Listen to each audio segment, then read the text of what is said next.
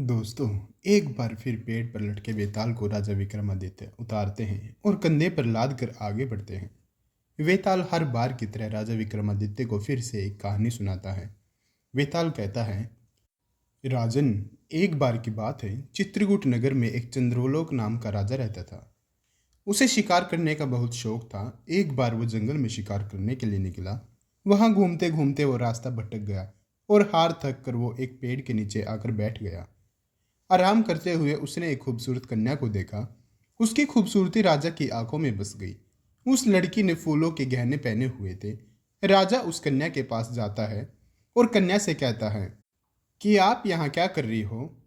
इतने में उस कन्या की सहेली ने राजा से कहा कि यह ऋषि की बेटी है। उसकी सहेली की बात सुनकर राजा खुद ही ऋषि के पास गए। उन्होंने ऋषि को प्रणाम किया। ऋषि ने राजा से पूछा, राजा आप यहाँ कैसे?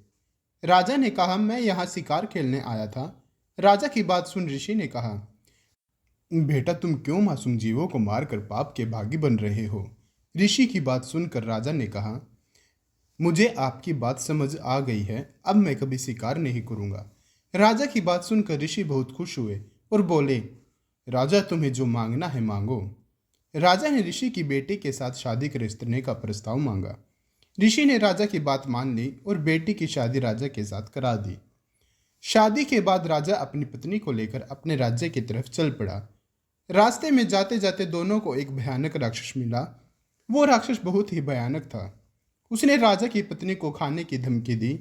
राक्षस ने कहा, अगर अपनी पतिरानी को बचाना चाहते हो तो 7 दिन के अंदर एक ऐसे ब्राह्मण के बेटे की बलि दो जो खुद की मर्जी से अपने आप को समर्पित कर दे।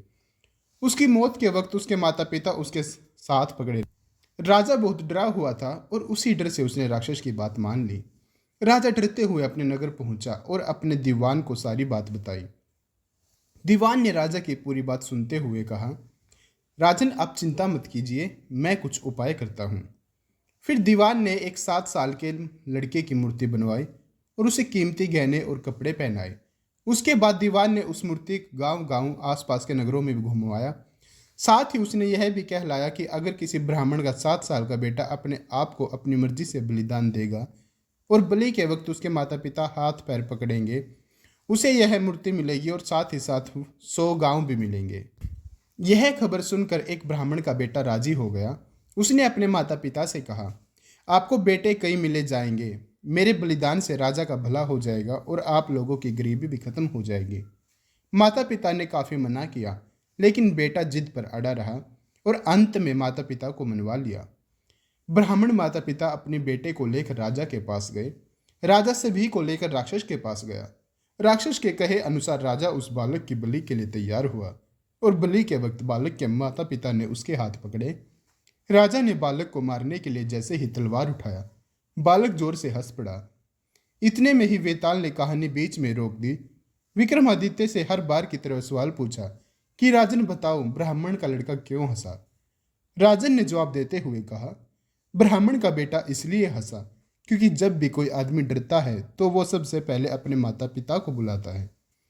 अगर माता पिता नहीं है तो व्यक्ति राजा की मदद के लिए बुलाता है। अगर राजा भी मदद न कर सके तो व्यक्ति भगवान को मदद के लिए याद करता है। लेकिन यहाँ तो कोई भी ब्राह्मण के बेटे की मदद के लिए नहीं था। माता पिता बालक के हाथ पकड़े हुए थे। राजा हाथ में तलवार लिए खड़ा था और राक्षस उसके सामने उसे खाने के लिए तैयार था। ब्राह्मण का बेटा किसी और की भलाई के लिए खुद का बलिदान दे रहा था और इसी कारण वह हंस पड़ा। इतना सुनकर वेताल खुश हो गया और राजा की तारीफ की। फिर तुरंत ही वह हर बार की तरह उड़ उड़कर पेड़ पर जाकर उल्टा लटक गया। दोस्तों, कहानी से सीख मिलती है, मुसीबत के समय चाहे जितने भी लोग आसपास रहे, लेकिन उसका सामना अकेले ही करना चाहिए।